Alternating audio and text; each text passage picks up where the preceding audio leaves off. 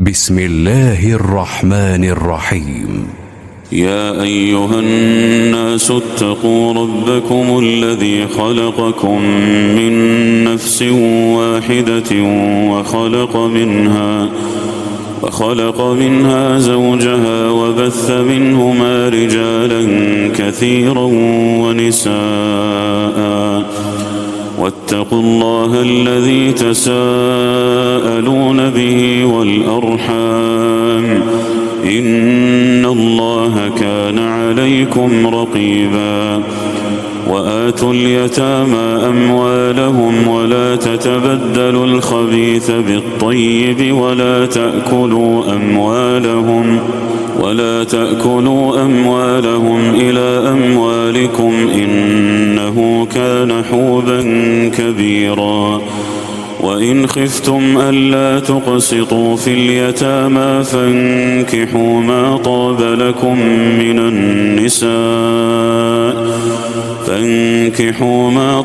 لكم من النساء مثنى وثلاث ورباع، فإن خفتم ألا تعدلوا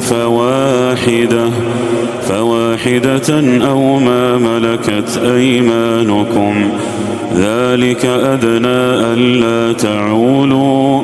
وآتوا النساء صدقاتهن نحلة، فإن طبن لكم عن شيء منه نفسا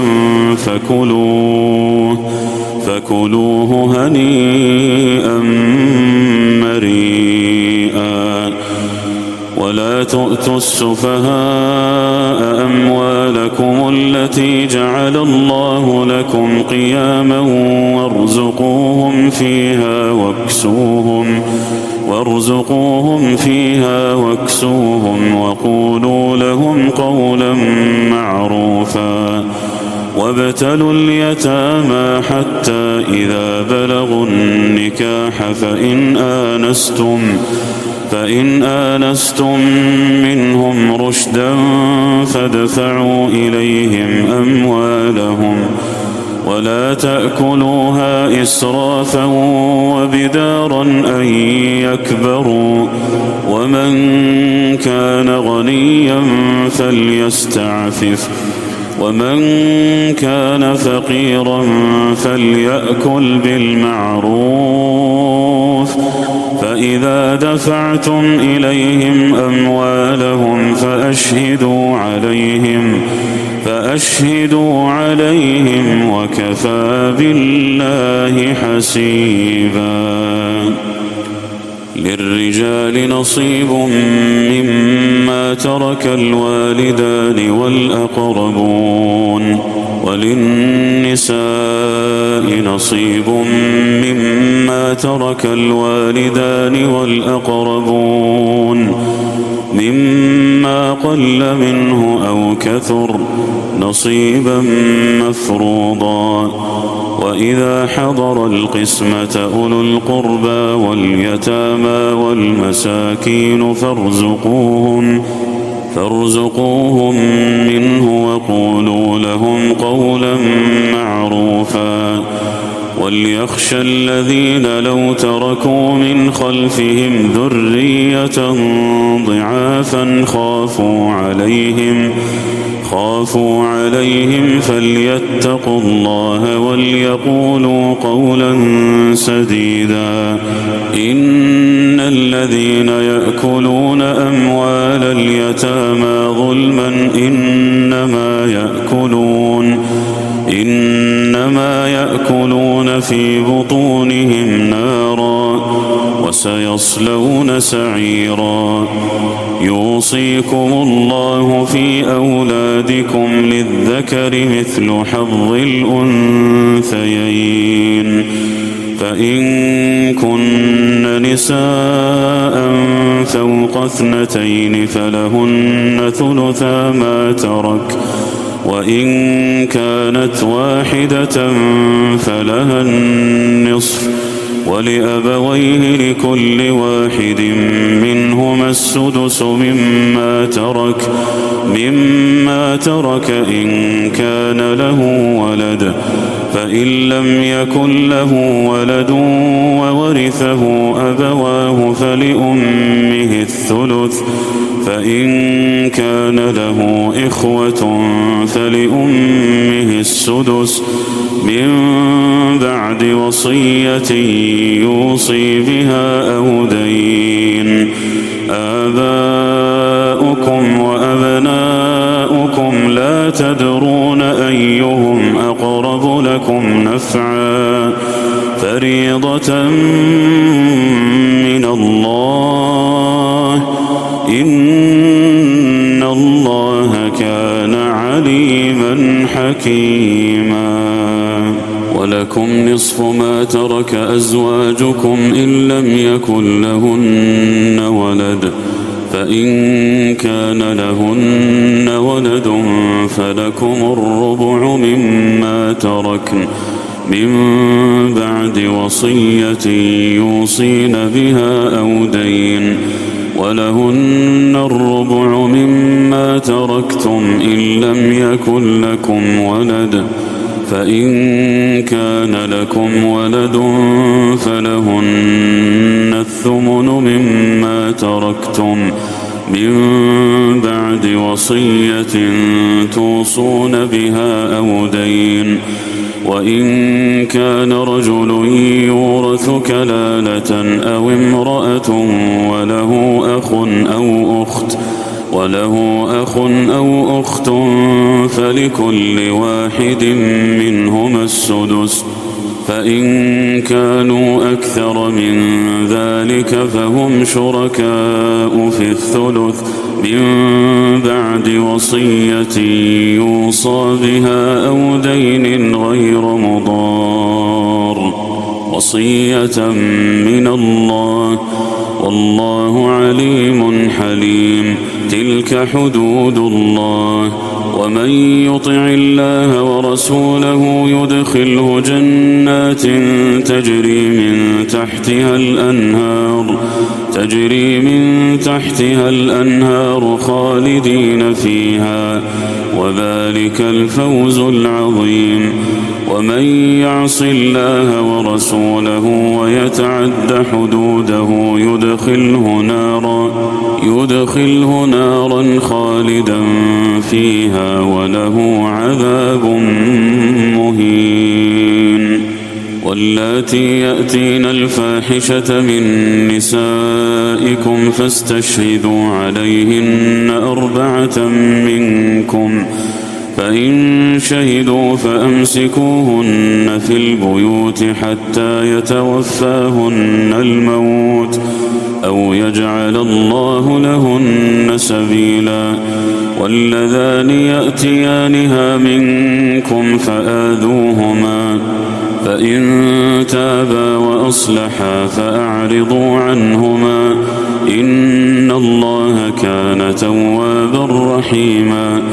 إنما التوبة على الله للذين يعملون السوء بجهالة ثم يتوبون من قريب فأولئك يتوب الله عليهم، وكان الله عليما حكيما. وليست التوبة للذين يعملون السيئات حتى إذا حضر أحدهم الموت قال إني تبت الآن، ولا الذين يموتون وهم كفار أولئك أعتدنا لهم عذابا أليما.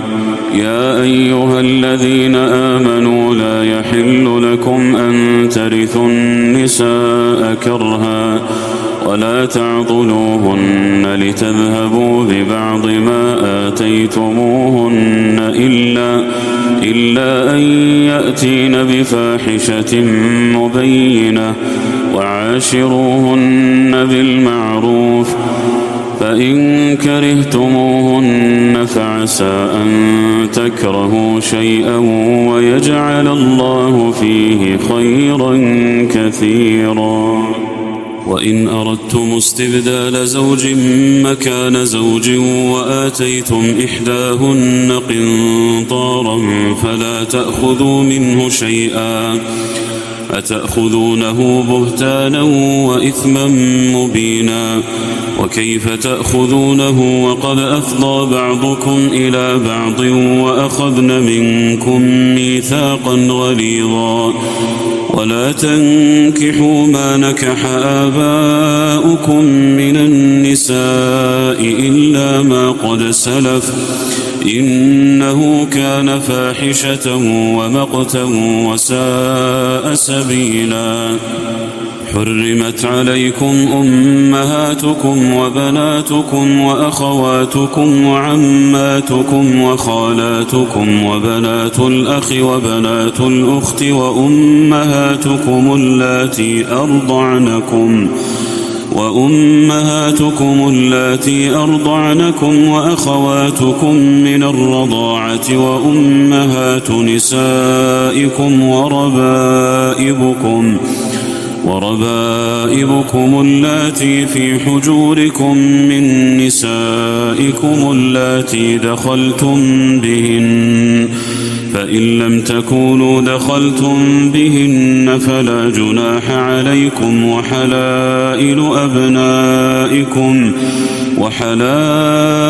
أبنائكم الذين من أصلابكم وأن تجمعوا بين الأختين إلا ما قد سلف إن الله كان غفورا رحيما والمحصنات من النساء إلا ما ملكت أيمانكم كتاب الله عليكم وأحل لكم ما وراء ذلكم أن تبتغوا بأموالكم محصنين غير مسافحين فما استمتعتم به منهن فآتوهن أجورهن فريضة ولا جناح عليكم فيما تراضيتم به من بعد الفريضة إن الله كان عليما حكيما ومن لم يستطع منكم طولا أن ينكح المحصنات المؤمنات فمما ملكت أيمانكم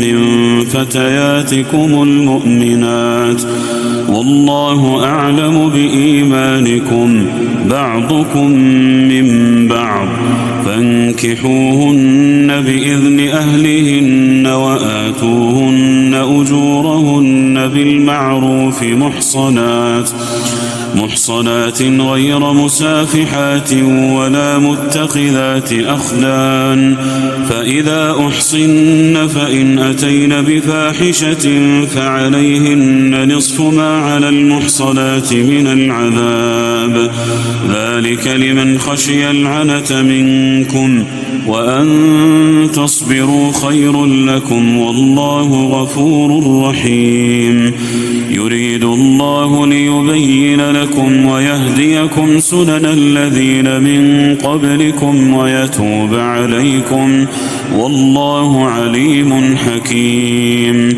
والله يريد أن يتوب عليكم ويريد الذين يتبعون الشهوات أن تميلوا ميلا عظيما يريد الله أن يخفف عنكم وخلق الإنسان ضعيفا يا أيها الذين آمنوا لا تأكلوا أموالكم بينكم بالباطل إلا أن تكون تجارة عن تراض منكم ولا تقتلوا أنفسكم إن الله كان بكم رحيما ومن يفعل ذلك عدوانا وظلما فسوف نصليه نارا وكان ذلك على الله يسيرا إن تجتنبوا كبائر ما تنهون عنه نكفر عنكم سيئاتكم وندخلكم مدخلا كريما ولا تتمنوا ما فضل الله به بعضكم على بعض للرجال نصيب مما اكتسبوا وللنساء نصيب مما اكتسبن واسألوا الله من فضله إن الله كان بكل شيء عليما. ولكل جعلنا موالي مما ترك الوالدان والأقربون والذين عقدت أيمانكم فآتوهم نصيبهم إن الله كان على كل شيء شهيدا. الرجال قوامون على النساء بما فضل الله بعضهم على بعض وبما أنفقوا من أموالهم فالصالحات قانتات حافظات للغيب بما حفظ الله واللاتي تخافون نشوزهن فعظوهن واهجروهن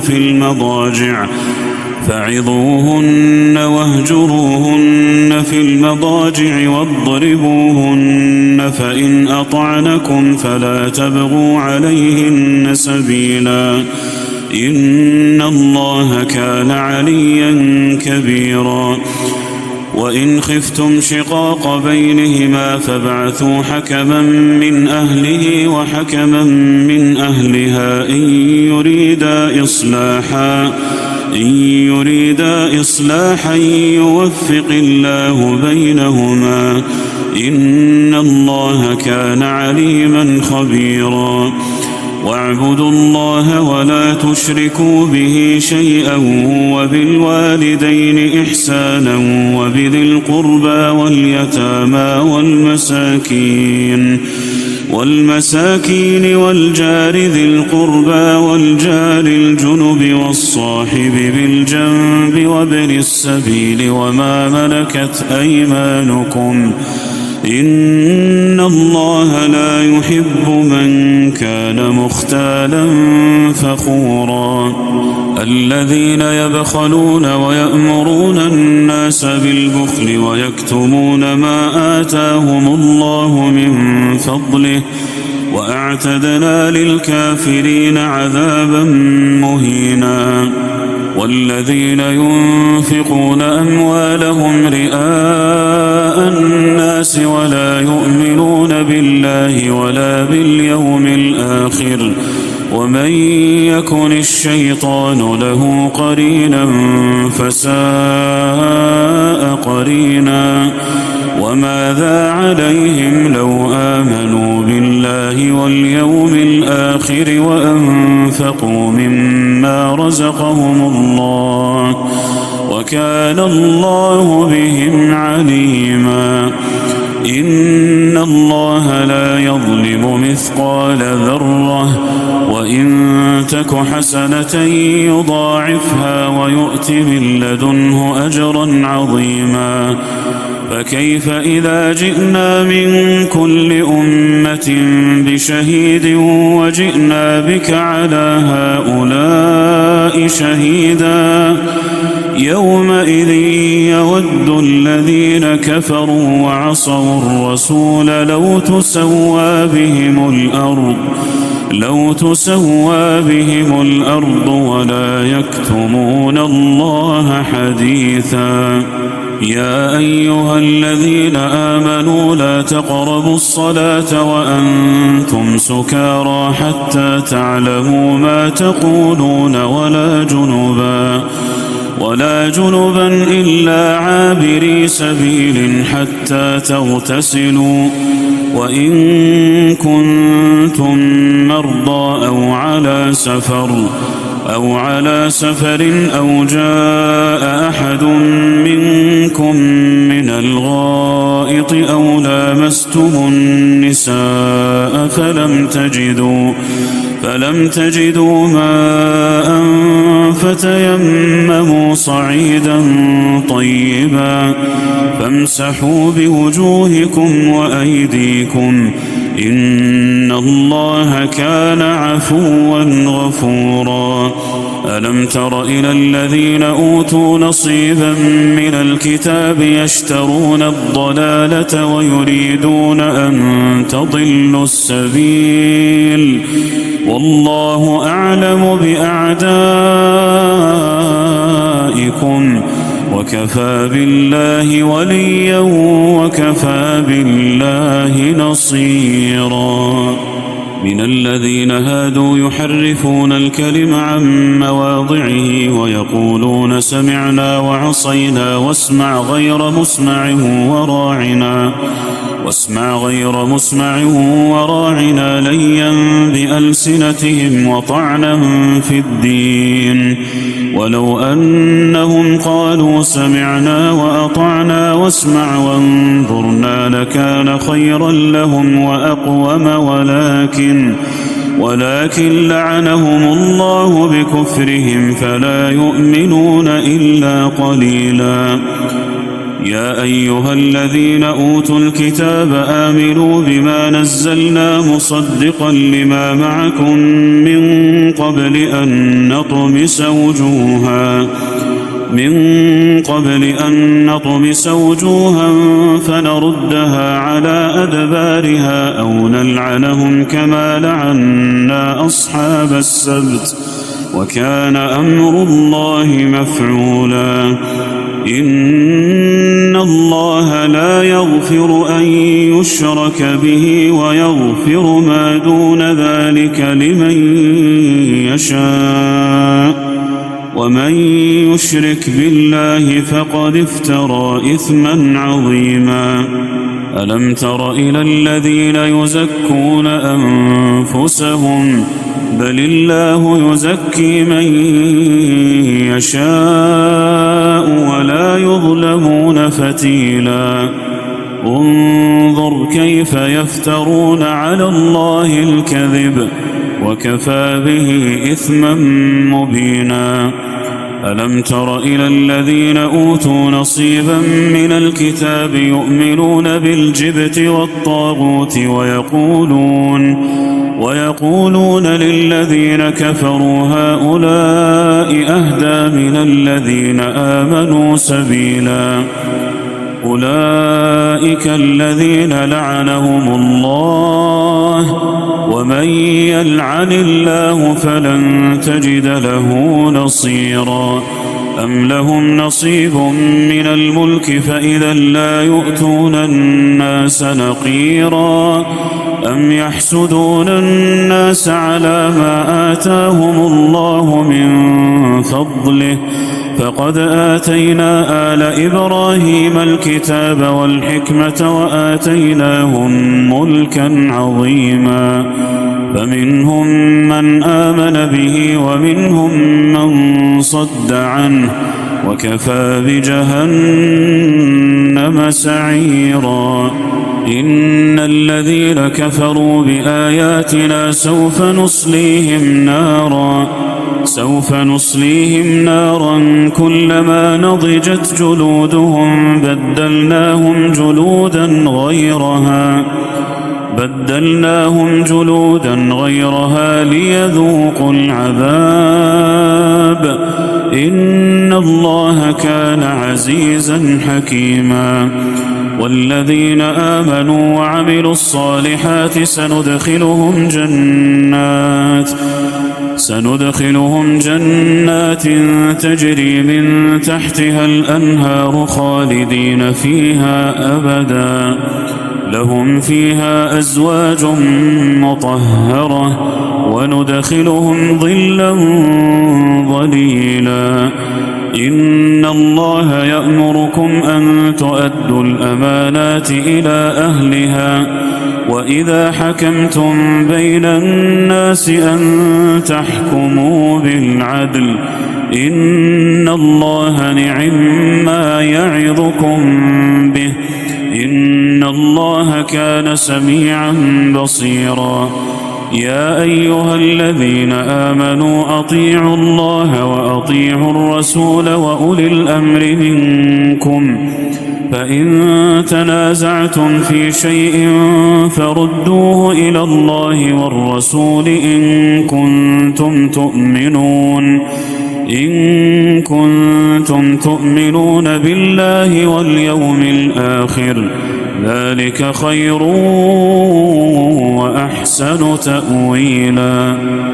ألم تر إلى الذين يزعمون أنهم آمنوا بما أنزل إليك وما أنزل من قبلك يريدون أن يتحاكموا إلى الطاغوت وقد أمروا أن يكفروا به ويريد الشيطان أن يضلهم ضلالا بعيدا. وإذا قيل لهم تعالوا إلى ما أنزل الله وإلى الرسول رأيت المنافقين يصدون عنك صدودا. فكيف إذا أصابتهم مصيبة بما قدمت أيديهم ثم جاءوك يحلفون بالله إن أردنا إلا إحسانا وتوفيقا. أولئك الذين يعلم الله ما في قلوبهم فأعرض عنهم وعظهم وقل لهم في أنفسهم قولا بليغا. وما أرسلنا من رسول إلا ليطاع بإذن الله ولو أنهم إذ ظلموا أنفسهم جاءوك فاستغفروا الله واستغفر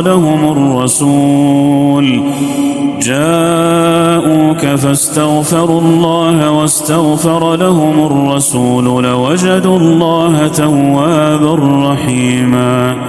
فلا وربك لا يؤمنون حتى يحكموك فيما شجر بينهم ثم لا يجدوا في أنفسهم حرجا مما قضيت ويسلموا تسليما. ولو أنا كتبنا عليهم أن اقتلوا أنفسكم أو اخرجوا من دياركم ما فعلوه إلا قليل منهم ولو أنهم فعلوا ما يوعظون به لكان خيرا لهم وأشد تثبيتا. وإذا لآتيناهم من لدنا أجرا عظيما ولهديناهم صراطا مستقيما. ومن يطع الله والرسول فأولئك مع الذين أنعم الله عليهم من النبيين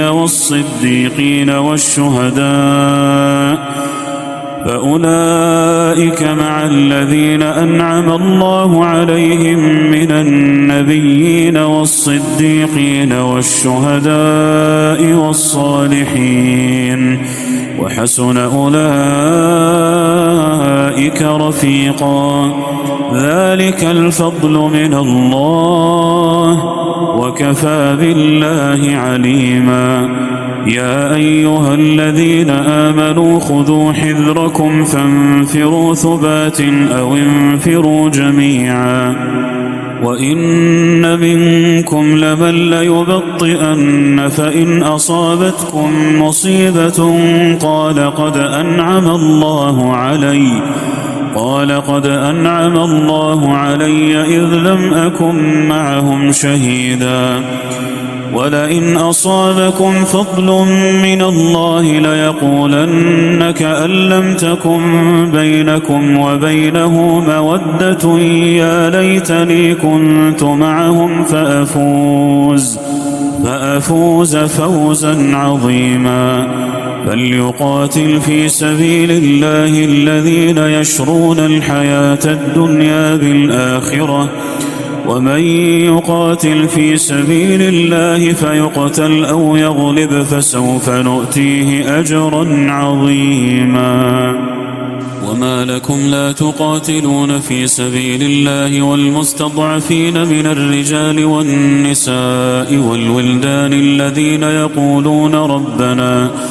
الذين يقولون ربنا أخرجنا من هذه القرية الظالم أهلها واجعل لنا من لدنك وليا واجعل لنا من لدنك وليا واجعل لنا من لدنك نصيرا.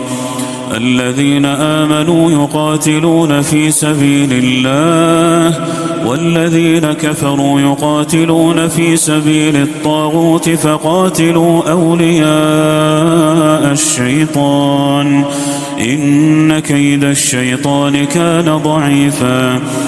ألم تر إلى الذين قيل لهم كفوا أيديكم وأقيموا الصلاة وآتوا الزكاة فلما كتب عليهم القتال إذا فريق منهم يخشون الناس كخشية الله أو أشد خشية وقالوا ربنا لم كتبت علينا القتال لولا أخرتنا إلى أجل قريب قل متاع الدنيا قليل والآخرة خير لمن اتقى ولا تظلمون فتيلا. أينما تكونوا يدرككم الموت ولو كنتم في بروج مشيدة وإن تصبهم حسنة يقولوا هذه من عند الله وإن تصبهم سيئة يقولوا هذه من عندك قل كل من عند الله فما لهؤلاء القوم لا يكادون يفقهون حديثا. ما أصابك من حسنة فمن الله وما أصابك من سيئة فمن نفسك وأرسلناك للناس رسولا وكفى بالله شهيدا. من يطع الرسول فقد أطاع الله ومن تولى فما أرسلناك عليهم حفيظا. ويقولون طاعة فإذا برزوا من عندك بيت طائفة منهم غير الذي تقول والله يكتب ما يبيتون فأعرض عنهم وتوكل على الله وكفى بالله وكيلا. أفلا يتدبرون القرآن ولو كان من عند غير الله لوجدوا فيه اختلافا كثيرا. وإذا جاءهم أمر من الأمن أو الخوف أذاعوا به ولو ردوه إلى الرسول وإلى أولي الأمر منهم لعلمه الذين يستنبطونه منهم ولولا فضل الله عليكم ورحمته لاتبعتم الشيطان إلا قليلا. فقاتل في سبيل الله لا تكلف إلا نفسك وحرض المؤمنين عسى الله أن يكف بأس الذين كفروا والله أشد بأسا وأشد تنكيلا.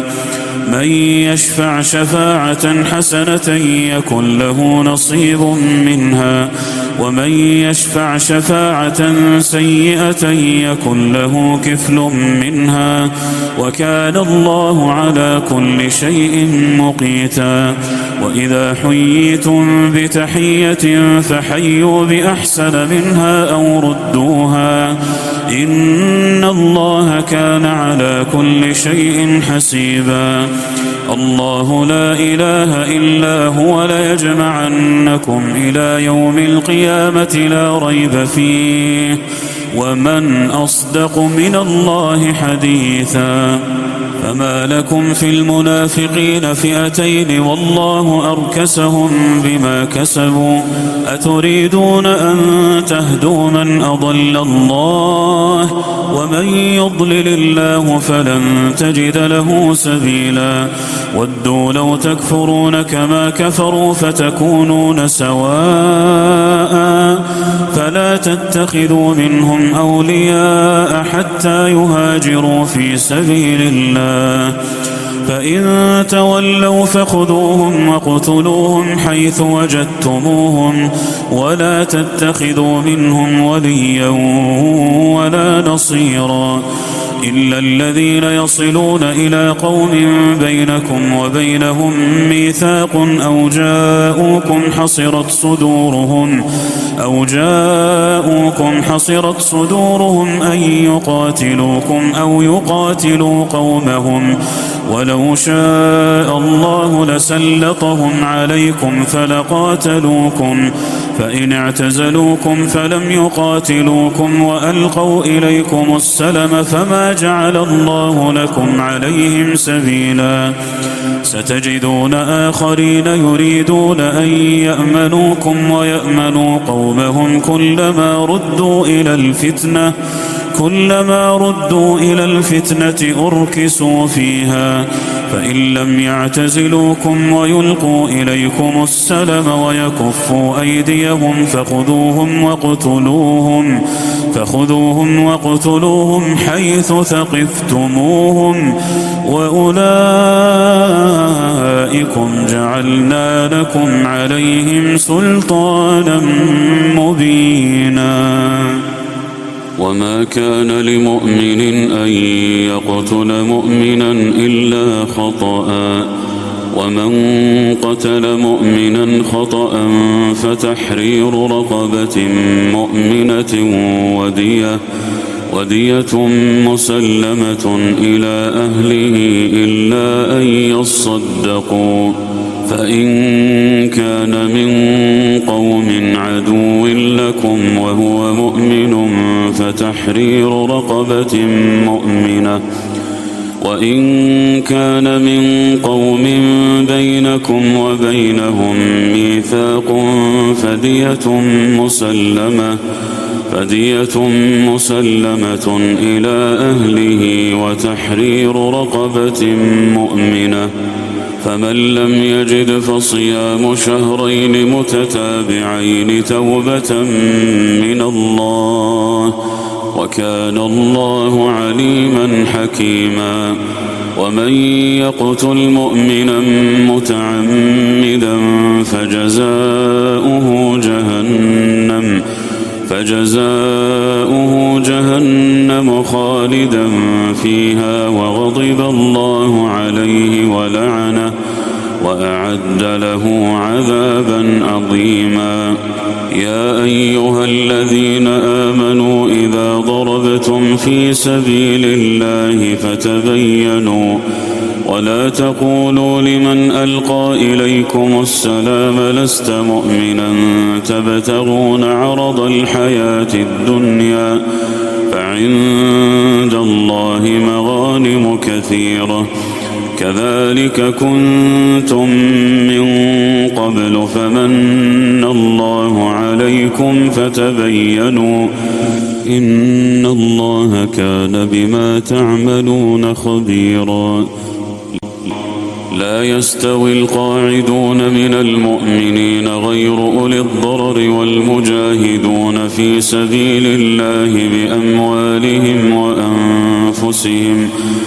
فضل الله المجاهدين بأموالهم وأنفسهم على القاعدين درجة وكلا وعد الله الحسنى وفضل الله المجاهدين على القاعدين أجرا عظيما درجات منه ومغفرة ورحمة وكان الله غفورا رحيما إن الذين توفاهم الملائكة ظالمي أنفسهم قالوا فيم كنتم قالوا كنا مستضعفين في الأرض قالوا ألم تكن أرض الله واسعة فتهاجروا فيها فأولئك مأواهم جهنم وساءت مصيرا إلا المستضعفين من الرجال والنساء والولدان لا يستطيعون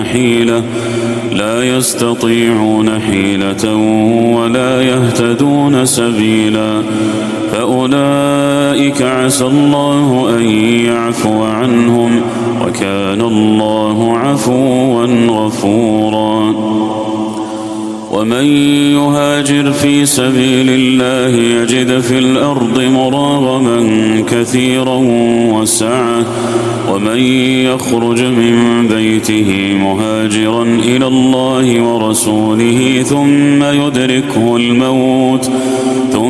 يدركه الموت فقد وقع أجره على الله وكان الله غفورا رحيما.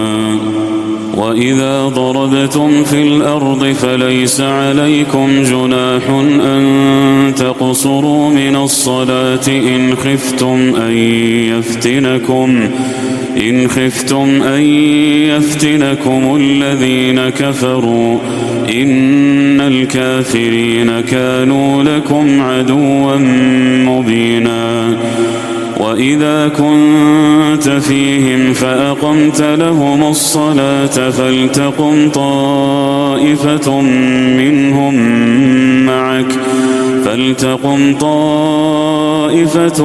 منهم معك وليأخذوا أسلحتهم فإذا سجدوا فليكونوا من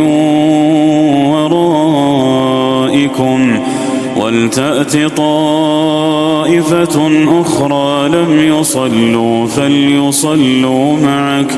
فليصلوا معك وليأخذوا حذرهم وأسلحتهم. ود الذين كفروا لو تغفلون عن أسلحتكم وأمتعتكم فيميلون عليكم ميلة واحدة. ولا جناح عليكم إن كان بكم أذى من مطر أو كنتم مرضى أن تضعوا أسلحتكم وخذوا حذركم إن الله أعد للكافرين عذابا مهينا. فإذا قضيتم الصلاة فاذكروا الله قياما وقعودا وعلى جنوبكم فإذا اطمأننتم فأقيموا الصلاة إن الصلاة كانت على المؤمنين كتابا موقوتا. ولا تهنوا في ابتغاء القوم إن تكونوا تألمون فإنهم يألمون كما تألمون وترجون من الله ما لا يرجون وكان الله عليما حكيما. إنا أنزلنا إليك الكتاب بالحق لتحكم بين الناس بما أراك الله ولا تكن للخائنين خصيما واستغفر الله إن الله كان غفورا رحيما. ولا تجادل عن الذين يختانون أنفسهم إن الله لا يحب من كان خوانا أثيما. يستخفون من الناس ولا يستخفون من الله وهو معهم إذ يبيتون ما لا يرضى من القول وكان الله بما يعملون محيطا. ها أنتم هؤلاء جادلتم عنهم في الحياة الدنيا فمن يجادل الله عنهم يوم القيامة أم من يكون عليهم وكيلا. ومن يعمل سوءا أو يظلم نفسه ثم يستغفر الله يجد الله غفورا رحيما. ومن يكسب إثما فإنما يكسبه على نفسه وكان الله عليما حكيما. ومن يكسب خطيئة أو إثما ثم يرم به بريئا فقد احتمل بهتانا وإثما مبينا. ولولا فضل الله عليك ورحمته لهمت طائفة منهم أن يضلوك وما يضلون إلا أنفسهم وما يضرونك من شيء. وأنزل الله عليك الكتاب والحكمة وعلمك ما لم تكن تعلم وكان فضل الله عليك عظيما. لا خير في كثير من نجواهم إلا من أمر بصدقة أو معروف أو إصلاح بين الناس ومن يفعل ذلك ابتغاء مرضات الله فسوف نؤتيه أجرا عظيما. ومن يشاقق الرسول من بعد ما تبين له الهدى ويتبع غير سبيل المؤمنين نوله ما تولى ونصله جهنم وساءت مصيرا. إن الله لا يغفر أن يشرك به ويغفر ما دون ذلك لمن يشاء ومن يشرك بالله فقد ضل ضلالا بعيدا. إن يدعون من دونه إلا إناثا وإن يدعون إلا شيطانا مريدا لعنه الله وقال لأتخذن من عبادك نصيبا مفروضا ولأضلنهم ولأمنينهم ولآمرنهم فليبتكن آذان الأنعام ولآمرنهم فليغيرن خلق الله. ومن يتخذ الشيطان وليا من دون الله فقد خسر خسرانا مبينا. يعدهم ويمنيهم وما يعدهم الشيطان إلا غرورا. أولئك مأواهم جهنم ولا يجدون عنها محيصا. والذين آمنوا وعملوا الصالحات سندخلهم جنات تجري من تحتها الأنهار خالدين فيها أبدا وعد الله حقا ومن أصدق من الله قيلا. ليس بأمانيكم ولا أماني أهل الكتاب من يعمل سوءا يجز به ولا يجد له من دون الله وليا ولا نصيرا. ومن يعمل من الصالحات من ذكر أو أنثى وهو مؤمن فأولئك يدخلون الجنة ولا يظلمون نقيرا.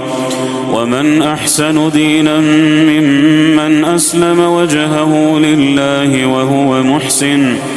وهو محسن واتبع ملة إبراهيم حنيفا واتخذ الله إبراهيم خليلا. ولله ما في السماوات وما في الأرض وكان الله بكل شيء محيطا ويستفتونك في النساء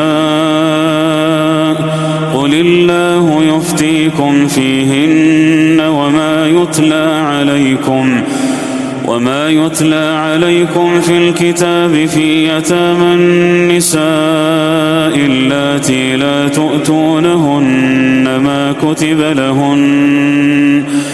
اللاتي لا تؤتونهن ما كتب لهن وترغبون أن تنكحوهن والمستضعفين من الولدان وأن تقوموا لليتامى بالقسط وما تفعلوا من خير فإن الله كان به عليما وإن امرأة خافت من بعلها نشوزا أو إعراضا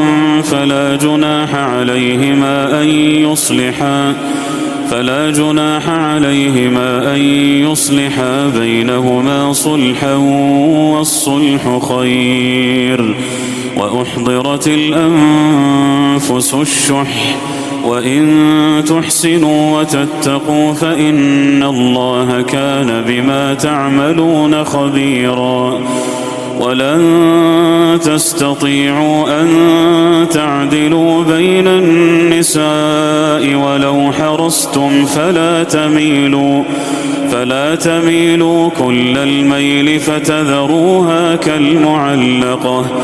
فلا تميلوا كل الميل فتذروها كالمعلقة وإن تصلحوا وتتقوا فإن الله كان غفورا رحيما وإن يتفرقا يغن الله كلا من سعته وكان الله واسعا حكيما ولله ما في السماوات وما في الأرض ولقد وصينا الذين أوتوا الكتاب من قبلكم وإياكم أن اتقوا الله وإن تكفروا فإن لله ما في السماوات وما في الأرض وكان الله غنيا حميدا ولله ما في السماوات وما في الأرض وكفى بالله وكيلا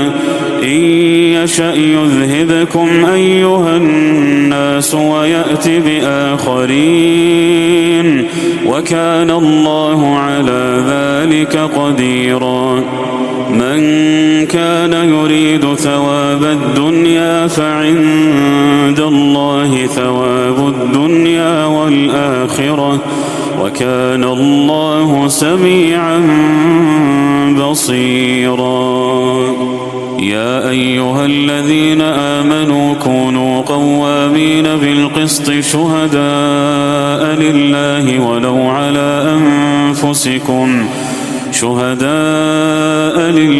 ولو على أنفسكم أو الوالدين والأقربين إن يكن غنيا أو فقيرا فالله أولى بهما فلا تتبعوا الهوى أن تعدلوا وإن تلووا أو تعرضوا فإن الله كان بما تعملون خبيرا يا أيها الذين آمنوا بالله ورسوله والكتاب الذي نزل على رسوله والكتاب الذي أنزل من قبل ومن يكفر بالله وملائكته وكتبه ورسله واليوم الآخر فقد ضل ضلالا بعيدا إن الذين آمنوا ثم كفروا ثم آمنوا ثم كفروا ثم ازدادوا كفرا لم يكن الله ليغفر لهم ولا ليهديهم سبيلا بشر المنافقين بأن لهم عذابا أليما الذين يتخذون الكافرين أولياء من دون المؤمنين أيبتغون عندهم العزة فإن العزة لله جميعا وقد نزل عليكم في الكتاب أن إذا سمعتم آيات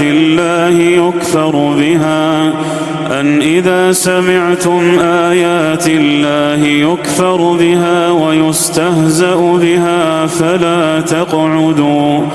فلا تقعدوا معهم حتى يخوضوا في حديث غيره إنكم إذا مثلهم إن الله جامع المنافقين والكافرين في جهنم جميعا الذين يتربصون بكم فإن كان لكم فتح من الله قالوا ألم نكن معكم وإن كان للكافرين نصيب قالوا ألم نستحوذ عليكم ونمنعكم من المؤمنين فالله يحكم بينكم يوم القيامة ولن يجعل الله للكافرين على المؤمنين سبيلا إن المنافقين يخادعون الله وهو خادعهم وإذا قاموا إلى الصلاة قاموا كسالى يراءون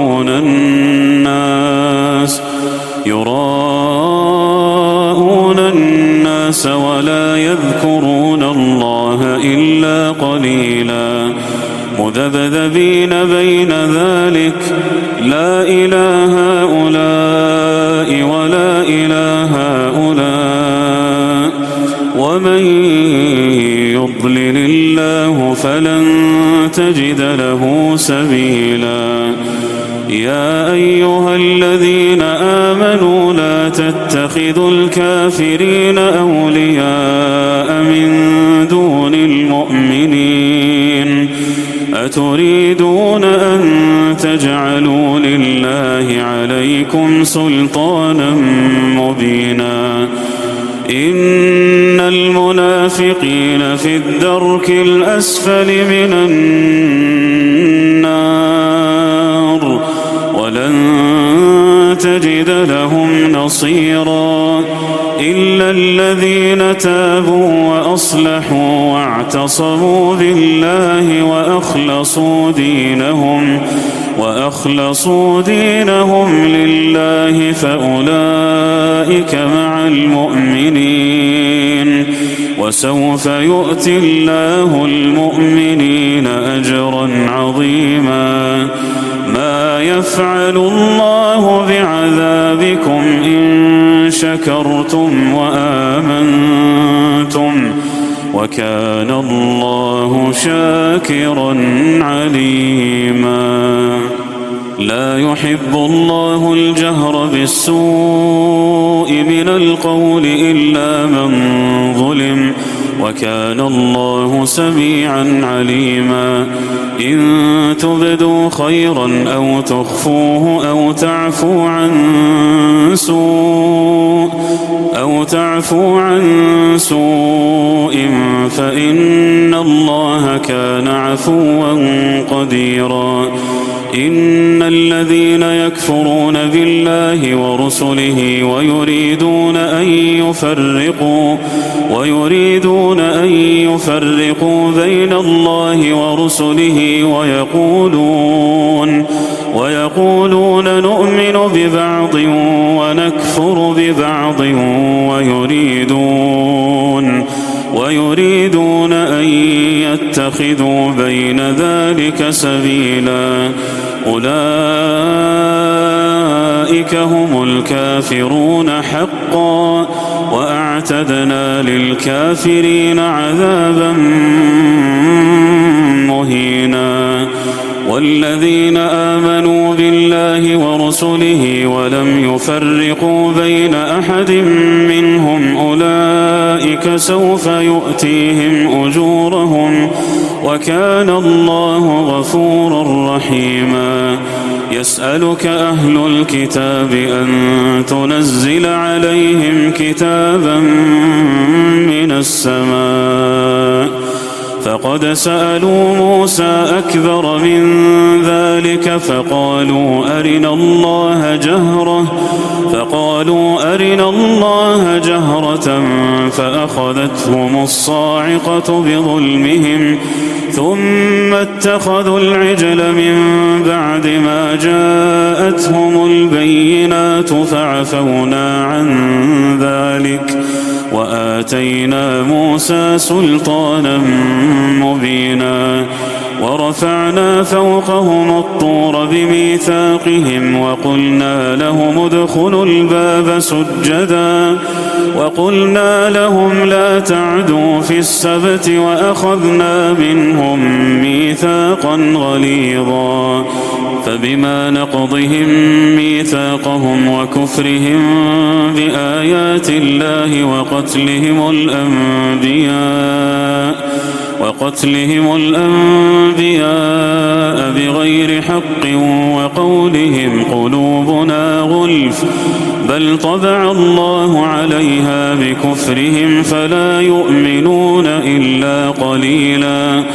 وبكفرهم وقولهم على مريم بهتانا عظيما وقولهم إنا قتلنا المسيح عيسى ابن مريم رسول الله وما قتلوه وما صلبوه ولكن شبه لهم وإن الذين اختلفوا فيه لفي شك منه ما لهم به من علم إلا اتباع الظن وما قتلوه يقينا بل رفعه الله إليه وكان الله عزيزا حكيما.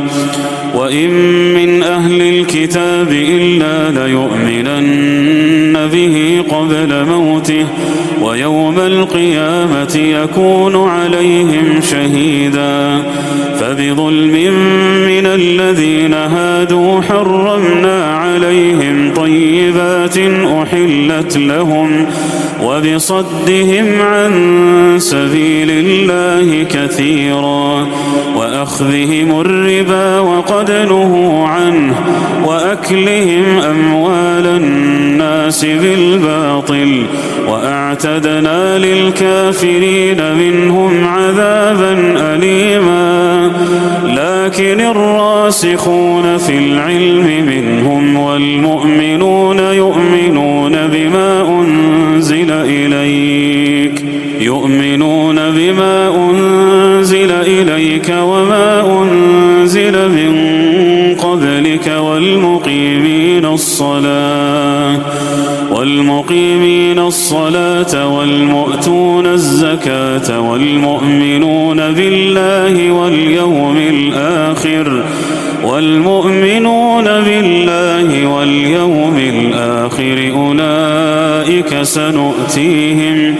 أولئك سنؤتيهم أجرا عظيما. إنا أوحينا إليك كما أوحينا إلى نوح والنبيين من بعده وأوحينا إلى إبراهيم وإسماعيل وإسحاق ويعقوب والأسباط وعيسى وأيوب ويونس وهارون وسليمان وآتينا داود زبورا ورسلا قد قصصناهم عليك من قبل ورسلا لم نقصصهم عليك وكلم الله موسى تكليما. رسلا مبشرين ومنذرين لئلا يكون للناس لئلا يكون للناس على الله حجة بعد الرسل، وكان الله عزيزا حكيما. لكن الله يشهد بما أنزل إليك أنزله بعلمه والملائكة يشهدون وكفى بالله شهيدا. إن الذين كفروا وصدوا عن سبيل الله قد ضلوا ضلالا بعيدا. إن الذين كفروا وظلموا لم يكن الله ليغفر لهم ولا ليهديهم طريقا إلا طريق جهنم خالدين فيها أبدا، وكان ذلك على الله يسيرا. يا أيها الناس قد جاءكم الرسول بالحق من ربكم فآمنوا خيرا لكم، وإن تكفروا فإن لله ما في السماوات والأرض، وكان الله عليما حكيما. يا أهل الكتاب لا تغلوا في دينكم ولا تقولوا على الله إلا الحق، إنما المسيح عيسى ابن مريم رسول الله وكلمته ألقاها إلى مريم وروح منه، فآمنوا بالله ورسله ولا تقولوا ثلاثة، انتهوا خيرا لكم، إنما الله إله واحد سبحانه أن يكون له ولد، له ما في السماوات وما في الأرض، وكفى بالله وكيلا. لن يستنكف المسيح أن يكون عبدا لله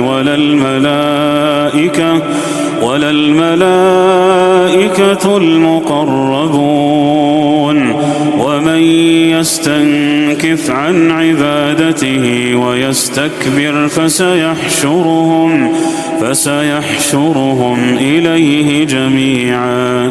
فأما الذين آمنوا وعملوا الصالحات فيوفيهم أجورهم ويزيدهم من فضله، وأما الذين استنكفوا واستكبروا فيعذبهم عذابا أليما ولا يجدون لهم من دون الله وليا ولا نصيرا. يا أيها الناس قد جاءكم برهان من ربكم وأنزلنا إليكم نورا مبينا. فأما الذين آمنوا بالله واعتصموا به فسيدخلهم في رحمة منه